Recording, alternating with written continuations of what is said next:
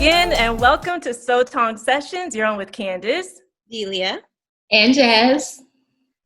It's so good to be back. It's been a whole week. It's been a whole 7 days. We're so glad to have you guys back. Thank you again for all of you viewing our last week's episode. We saw y'all. We saw the views on the Instagram, IGTV. I've been monitoring the views in YouTube. So shout out to all of our faithful ones. We appreciate the love. Yes. Ladies, how y'all doing this week? Feeling good, looking good, pastel colors come through. Hey. You didn't even have to call to coordinate that. We feeling very Easter, resurrection. I don't use that word Easter. Let the pagans to the side. Feeling very festive. D-Money, how you feeling? Very alive and bright, I think, is how we're all kind of feeling. Yeah. I like that. I always comment on like how you guys are looking, and I have to say that Dee's headscarf, this is my favorite favorite look here. I like a little wrap. Thank you. Is there a brand or a particular person you want to shout out for that, or that's just your own style? Well, last week we had the beauty supply situation. Shout out. We got it again this week. Yeah. Yo, is she got Afro on there? Yeah. I gotta go get those. I haven't seen those. Same collection, 99 cents. It's a collection. I'm sorry, D-Money. What did you say about your headscarf? Well, no, it's just I got these at Target. Oh, you bougie. That's more than 99 cents. I can't afford that. That might as well be Louis, girl. It's supposed to be, I guess, like neck scarves or like face scarves, but I made it into a head wrap. It worked. See? You know what they say, that necessity is the mother of all invention. I disagree. I think Black women are the mother of all invention. Like when I tell you we gonna make it, we gonna remix it, we gonna discover it. Yep. Right there. So that's a necktie? It's supposed to be like a necktie or like a face mask or something, because everybody's doing masks now. I'm gonna zoom in on that later on. I just turned it into a headscarf. You better. I respect the hustle. What? Thank you. Man, so last week we finally got to address Rona that we've been talking about in the third person, and then you call her by name now. I think the second biggest thing we really have to address, at least for me this week, is this issue of just standing in your own truth, being unapologetic about who you are, right? Mm-hmm. I've been reading like a lot of these memes. There's this meme going around on Instagram about strong Black women and how like society calling us that doesn't really give us permission to be like sensitive or fragile. In fact, it puts on us the burden to endure some stuff that we just were never built to endure because we can handle it. So I wanted to bring that up today because I know a little bit something about both of y'all. Strong is definitely one of the words that I myself have used to describe you guys. And I wonder, like, how do you describe yourself? Especially in these new terms. Like, do you call yourself a strong Black woman? And what do you feel like that does for your perception of yourself and others' perception of you? Is this too heavy? Can we start off like this? Jump on in. I've been thinking about some things this week. All right, I want to talk about it. Bring it in. No, I think that label, strong Black woman, I think it used to be something that a lot of us wore as like a badge of honor, or we had pride in, that we are strong, resilient, creative, innovative, like, yeah, the things that we just talked about. But on the flip side, it can be a heavy burden to wear that badge of strong Black woman, because like you said, it kind of does give people permission to like burden you and lay stuff on you that we aren't meant to carry, that we're not built to carry. And so there's like, there is a good side to it, but there is a side that's like, that's not an excuse for how we treat Black women in our society, Right. I get that. So like the fact that we might be this way or call ourselves this way has been used to justify poor treatment. Mm-hmm. Okay. D-Money, what you think? What did you think about this moniker, strong Black woman? No, I agree. I mean, I grew up surrounded by women.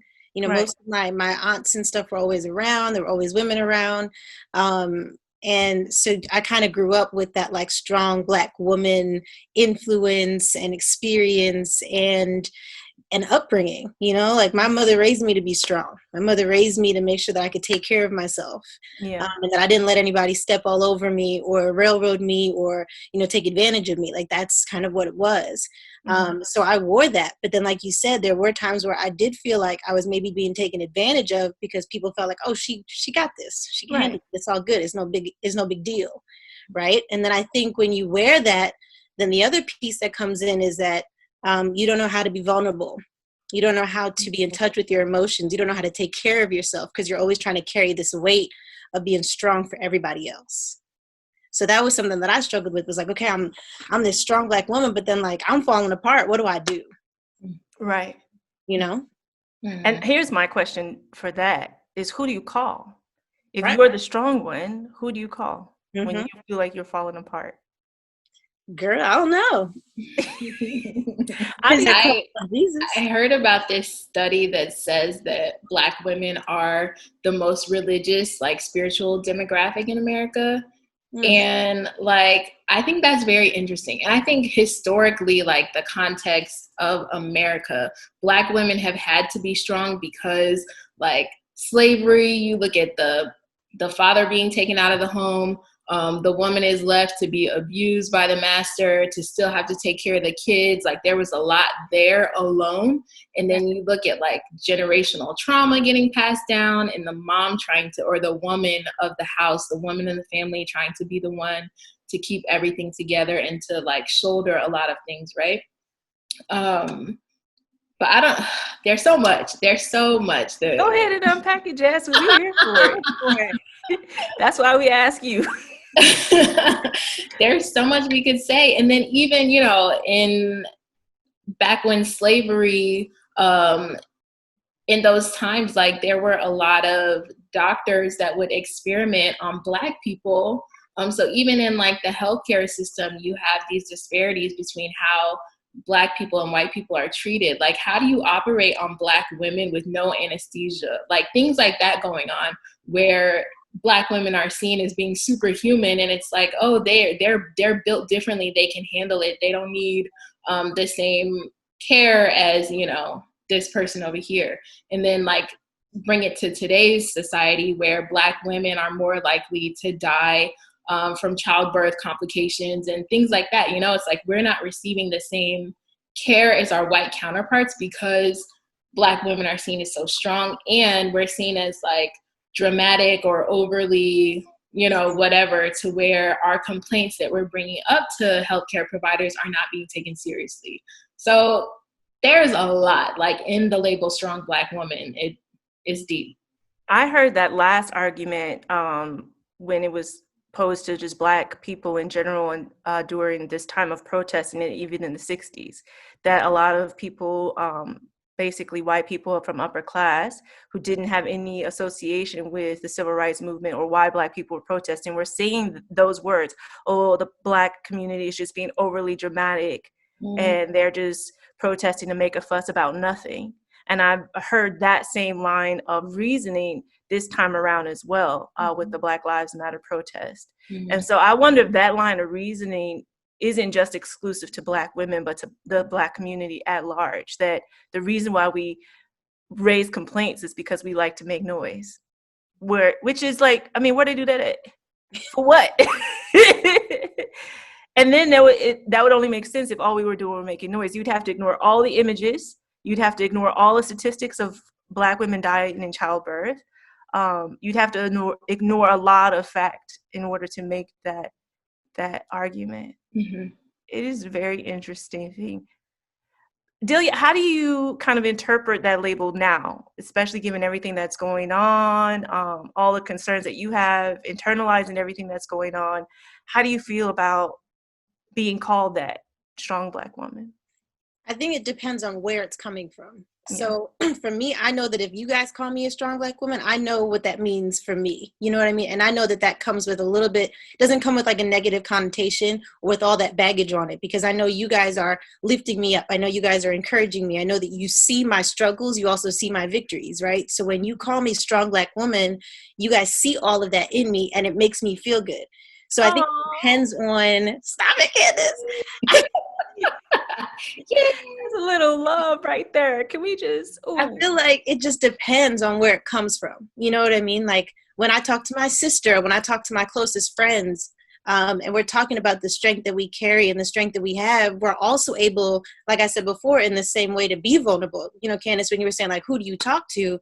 I think it just goes back to those people that you feel comfortable and close to, that you can have those real conversations with.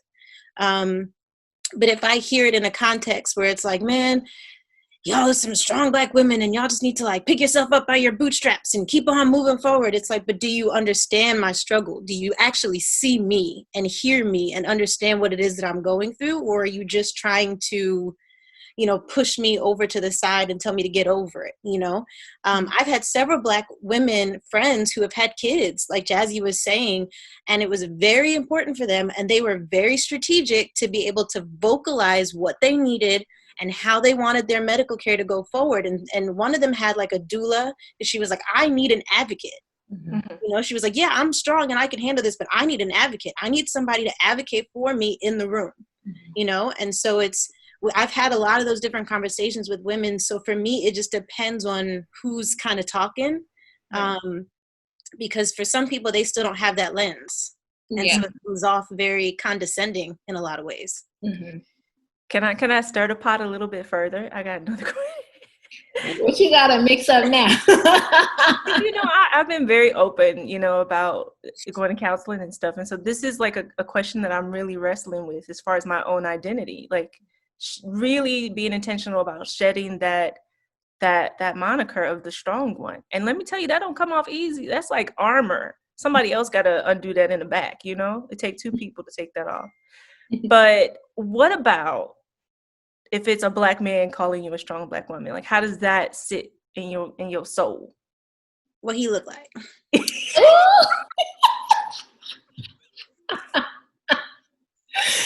Stop it. Y'all know I had to put that in there. Come on. Of course. That's a very, very like good question, actually. That is hilarious. That's so funny. Y'all was thinking it. I just said it out loud. I don't know how I feel about that. I think, well, there's a lot of Black men in our lives. So I guess family versus non-family, like not a relative, you know, not your husband or your brother saying it, like just when you hear Black men in general, refer to Black women in general. Like dude at the gas station or? Yeah, okay, like him. Like Tyrone at the gas station. No, like Tyrone at the Atlanta baggage claim, because that's it different. I definitely remember my Blackness more getting off the plane into New York. Every time I came home from Korea, I'd be like, you don't want it. Every time. I think me and Jazz had many conversations about going through Atlanta. That if you go through Atlanta first from Korea, you will remember your whole self, your identity, how beautiful you are. They will not let you leave the airport without hearing it. No. Yes. But I think, Candice, I think the same thing kind of applies. I think it goes to who's doing it, you know, like who's talking and what is their intention behind what they're saying, you know, because you'll probably get, you know, people hollering at you, whatever, just kind of saying stuff and who knows what they mean. But I mean, like you said, difference between family and random people you meet, you know, if your family members are saying stuff to you and they have that relationship with you, it hits different. You know, if my dad calls me strong, it's going to hit different than some random person that I don't know, you know. But I think that with those people, it probably does attach itself more to like well, you guys are the strong Black women and, you know, you lift us up and you lift yourself, you know, it goes back to that, I think, more so than also understanding that my vulnerability and my weaknesses make me strong. I think there are a lot of other words that can be used because like strong, we only hear that with Black women. When's the last time you heard strong white woman or strong white girl? You know what I mean? Like, you know, when you hear that is when like there's been a physical altercation. I'm like, dang, she was strong. but there are a lot of other things and words that can be associated with our femininity as women, like beautiful, gorgeous, kind, outgoing. Like there are so many other things. Versatile. Like Black women, we are all of that. Like we're so many things, and we're so much more than just our strength. So I think it would be cool to start to see that in society. Like, you know, name some other attributes that we have that you enjoy and that are, you know, unique to us as a people. Yeah.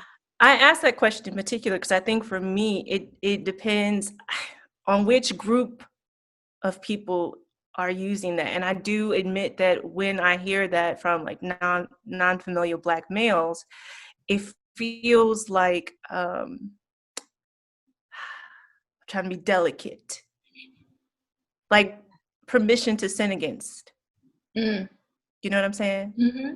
Like you'll hear, like if we're listening to J. Cole lyrics, for example, I'm not gonna talk about his last album, but let me just say, if I'm listening to a J. Cole song, for example, and I hear J. Cole refer to Black women as strong Black women, I know that he mean that we put up with all of his shit through all of his years, and now, and he respect us for it. You know what I'm saying? Mm-hmm. Like that, or it's always synonymous with how much we've endured, or I've endured on their behalf. Mm-hmm. And so that I'm starting to wrestle with. And I like that. Like, I like being shotgun in a whip, talking about I can sign that lease if you can't get it. Like, I like that. But now I'm like, yo, maybe I don't need to like that. You know what I'm saying? Yeah. I think it's time that we move the narrative forward. Like, there's more. I think it's time for us to move beyond that. And, like, when you look at what the Black woman brings to the table, we bring a lot. Like, let's get some credit for some other things that we're doing out here rather than just being strong and holding down our man. You know what I mean? Right. Like you can be that, but there's so much more, there's so much more that you are. Mm-hmm. You know, like you can have that piece of you and all the other pieces that combine to make you the beautiful woman that you are. So I'm asking y'all what was asked of me. Okay. If we remove the word strong from how you identify yourself, what other words or descriptions would you use to describe yourself? Jasmine? Why you on me, teacher? Because you be saying some stuff. I mean, it's a great point. We have so many other things that are going on with us. So I want to hear some of those things. Like, I think I'm like multi-layered, multifaceted. Like there's a lot. I'm multi-dimensional. Multi-something. Like there's a lot going on over here. So I think, I don't know. I like, first of all, words of affirmation is my love language. I like being affirmed. I like being recognized. I knew that.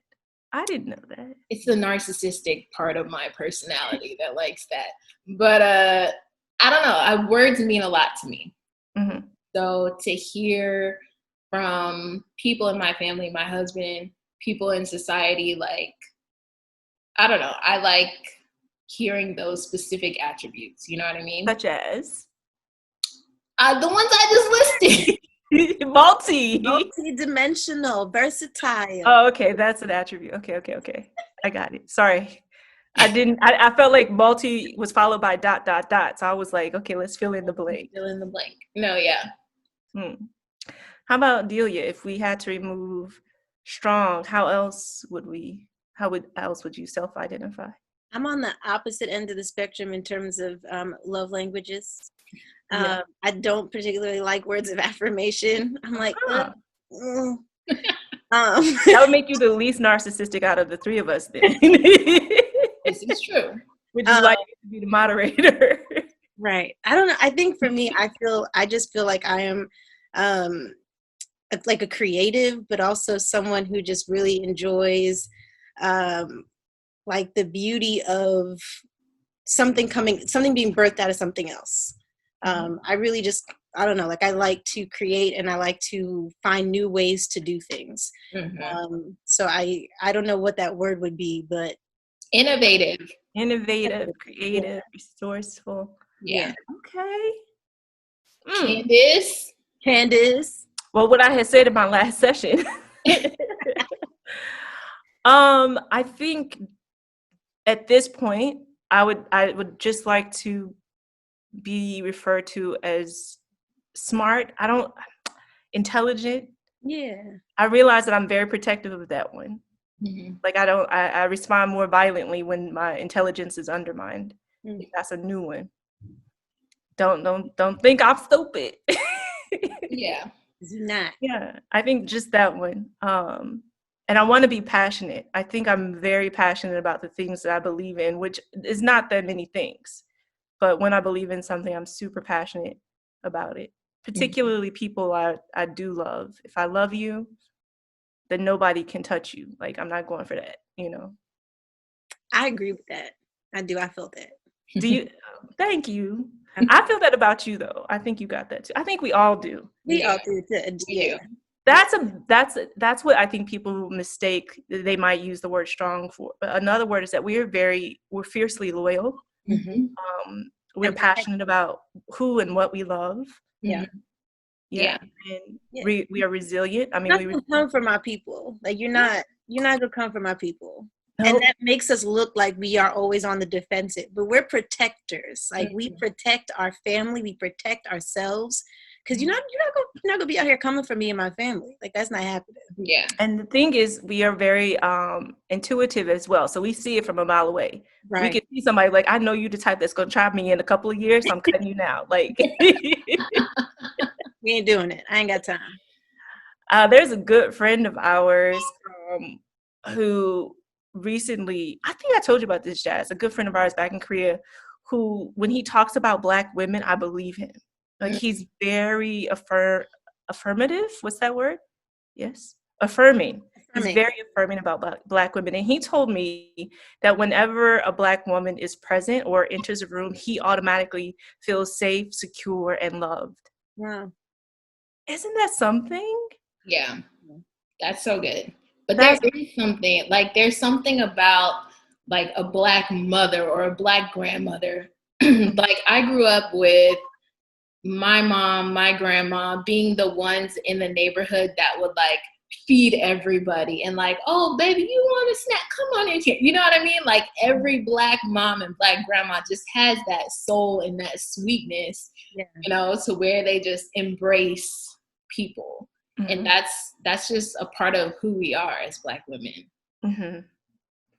I think one last characteristic that I think that people could replace the word strong with is wise. And I think the way a Black woman's wisdom comes across is strength, right?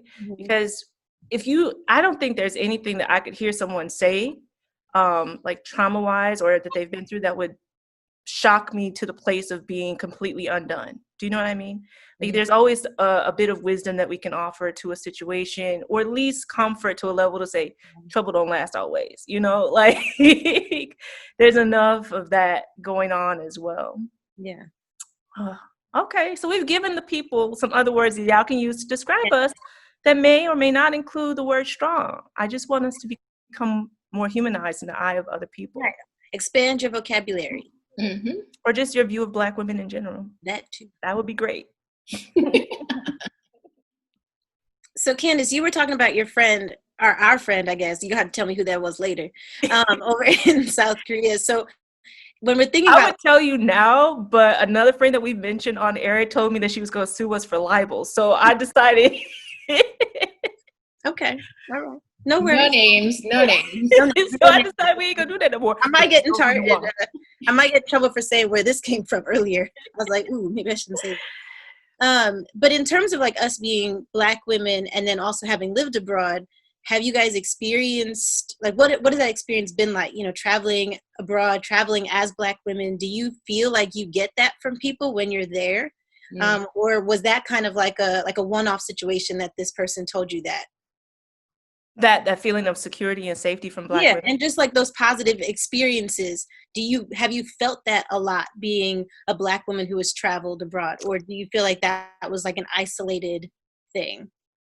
Let me just say for the record, I love this line of questioning. Ooh, That makes me feel really good that you asked that. Because now it's making me think like, oh, wait, it's a little bit different, I think, abroad. For me, anyway. I saw Jazz shaking her head, so go ahead. You take this first.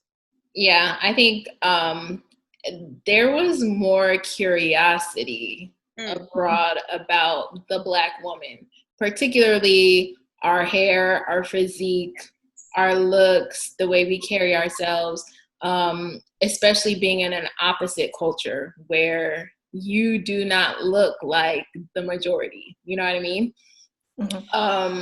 So I didn't necessarily feel embraced a lot of the times. In fact, I felt the opposite. I felt that I stood out and not in a good way. Yeah. And you get a lot of comments about your physical appearance, you know, some coming from a place of genuine curiosity and ignorance, and others coming from a place of like, I don't know, a condescending place, I guess. So it's interesting. It's interesting being abroad, particularly in an Asian country as a Black woman. Wow. Yeah. How about you, Candice? Well, I think while traveling abroad, I've always felt very like kind of admired, and like I did have people like touching my hair, but they would be like, you know, ajumas, like on the street, and they touching it to fix it, you know, like, oh, you got some in your hair, you know, they're just grandmothers. They touch your hair to fix it? I had an old lady do that to me. That's interesting.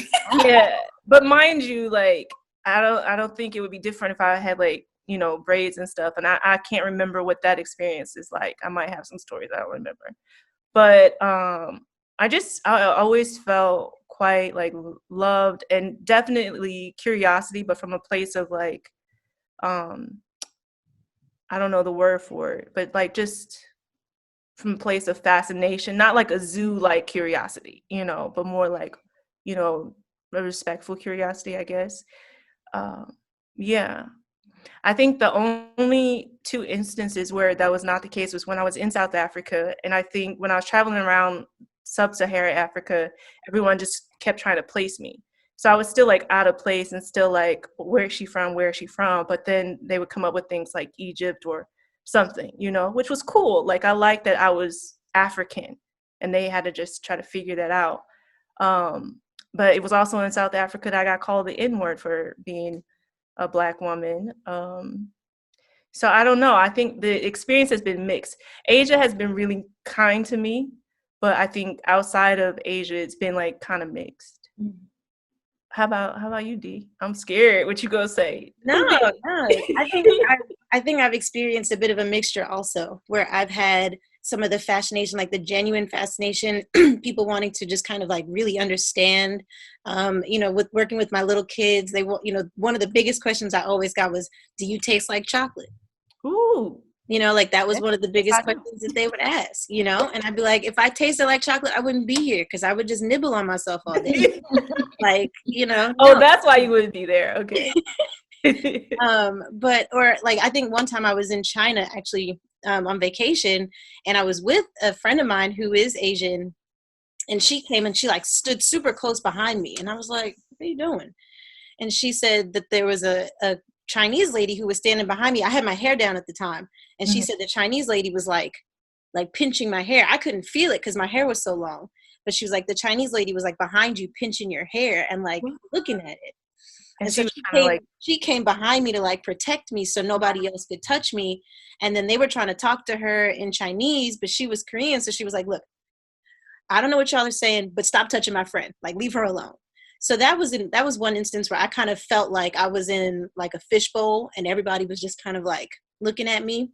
And there have been times maybe like on the train or public transportation, or I get on the bus or I get on the train and I can just kind of feel the eyes, you know, and so you get that. But I don't think I ever felt like malicious intent from anyone. I think it was a lot of just like curiosity. They'd probably never seen anybody that looked like me before, never experienced anybody that looked like me before. But I think it was a mixture, because like you said, like Jazzy said, we are very obviously not from their culture. Like, it's obvious. There's no way to escape it. There's no way to try to hide, blend in. Like, it's just not going to happen, you know? So I got a bit of both, I think. But I think it's interesting that you said that this guy felt like very comfortable and like, you know, loved and warm or whatever.